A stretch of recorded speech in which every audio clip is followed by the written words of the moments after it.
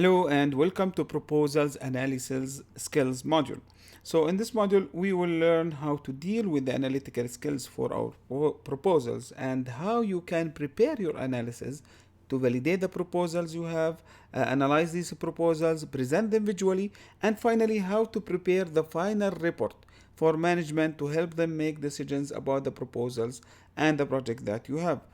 So in this module, we will have an introduction about proposal analysis skills, how you prepare these proposals and gather all the information required for your analysis, how to validate all this information by ensuring that you have unified currency, quantities, lines, descriptions, that everything is apple to apple between all proposals. Then we start the fun part about this whole module, how to analyze all these figures that you have gathered and prepare these numbers and this analysis. We use Microsoft Excel to perform all of our analysis and visualization for the data that we have analyzed.